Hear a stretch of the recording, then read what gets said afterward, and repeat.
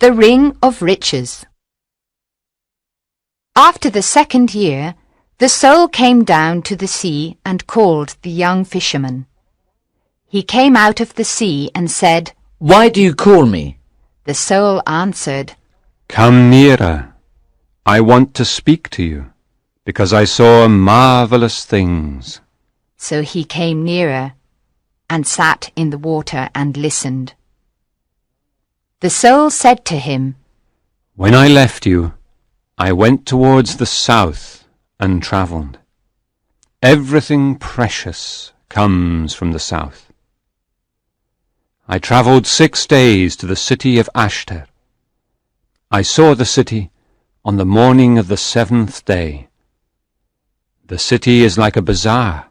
It is wonderful. Merchants sit on silk carpets. Some of them sell strange perfumes from the islands of the Indian Sea and the oil of red roses.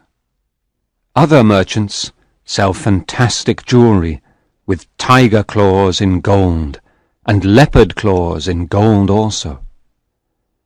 The people sell all kinds of fruit: purple figs, yellow melons, white grapes, red gold oranges, and oval lemons of green gold.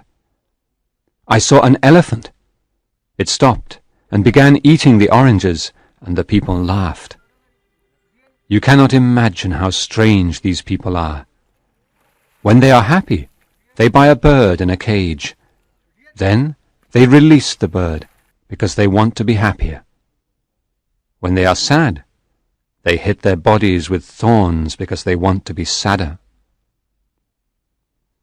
On the feast of the new moon, the emperor came out of his palace and went into the mosque to pray. The people covered their faces, but I showed him no form of respect. That night, the guards of the emperor came for me. They accompanied me into the palace. We walked across a great court, and then we entered a beautiful garden. At the end of the garden, there was a pavilion. Then the captain of the guard told me to enter. The young emperor was there, on a bed of lion skins, and he held a falcon. A Nubian stood behind him.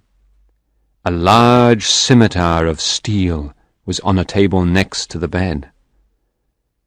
When the emperor saw me, he was worried, and said to me, "What is your name?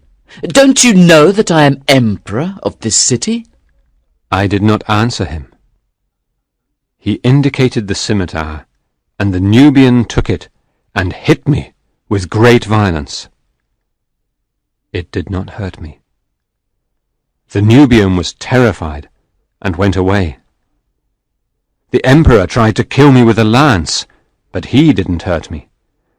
He tried to kill me with an arrow, but I stopped it in the air.